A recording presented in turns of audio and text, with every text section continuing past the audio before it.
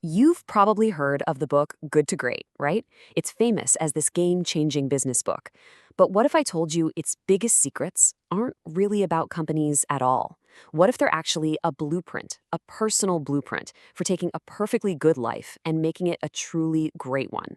Well, that's what we're going to do. Let's dive in and turn Jim Collins's research into a practical toolkit you can start using today. This right here, this is the heart of the entire idea, and man, does it hit home. Think about it. Why do so few of us end up living a truly great life? It's because it's just so easy, so comfortable to settle for a good one. You get a good job, a good relationship, a good routine, and you just kind of coast. This whole explainer is about how to fight that comfort zone and make that leap. So, here's our game plan. First, we're going to tackle the problem of good head-on. Then, we'll walk through the three crucial phases of this whole transformation: getting the right people, then the right thinking, and then the right actions. And finally, we'll tie it all together with a concept called the flywheel, which is basically how you create unstoppable momentum in your life. So, the big problem Collins found was this. Most companies, and let's be real, most of us, never become great for one simple reason. We become good. We get to a point where things are fine, comfortable, good enough, and we just stop pushing. But here's the kicker. Greatness isn't about luck or circumstance. It's a conscious choice. It's a decision to push past good enough. And what's so wild is that this leap, it was never an accident. The companies that made it to great decided to. They made a choice. And that simple idea frames everything for us. Greatness is a choice you can make, right now. And it's followed by a series of very deliberate actions. So how do you actually do it? Well, it all starts with phase one. And that brings us to phase I, disciplined people. Now, the big insight here kind of flips common sense on its head. Before you figure out what you're going to do with your life, your career, your big goals, you first have to figure out who you're going to do it with. The who comes before the what. This is the foundation for everything else. And the first who you have to get right is you. What Collins' team found was kind of shocking. The leaders behind these massive transformations weren't these big ego celebrity-type CEOs. Nope.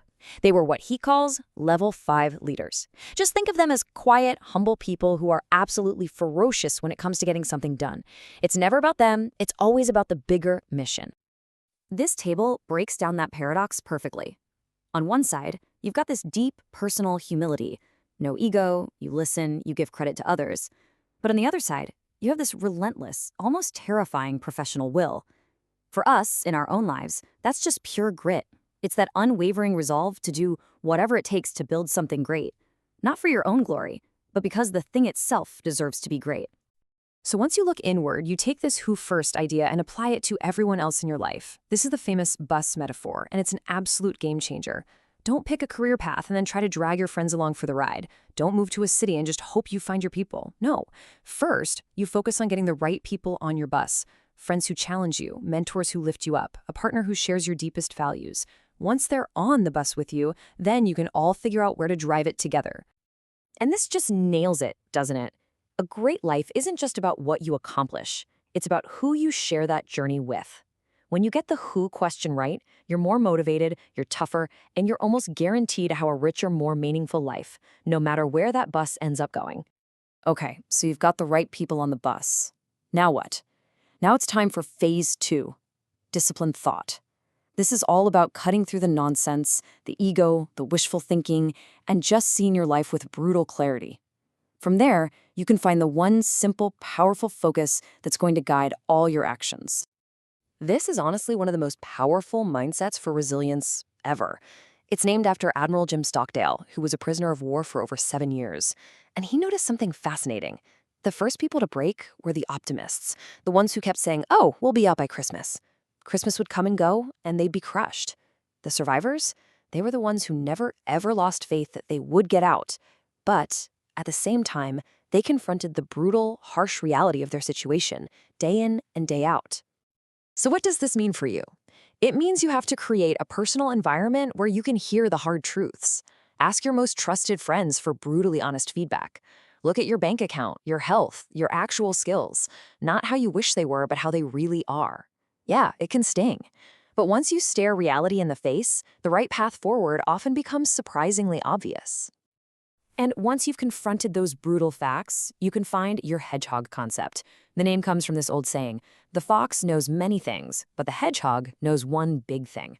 The fox is scattered, it's darting around, chasing a dozen different ideas. The hedgehog? It's focused. It does one thing, and it does it better than anyone.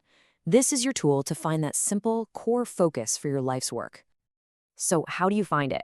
You look for the intersection of these three circles. First, what are you deeply, genuinely passionate about? What could you do for hours and just lose time? Second, and you have to be brutally honest here, what can you be the best in the world at? Not just good at, but truly world-class. And third, what drives your personal engine? What sustains you? This could be your career, sure, but it could also be any activity that gives you energy and resources to keep going. Seriously, take a moment to think about this. The answer isn't a job title. It's not a 5-year plan. It's a deep understanding of your unique place in the world. It's your personal North Star.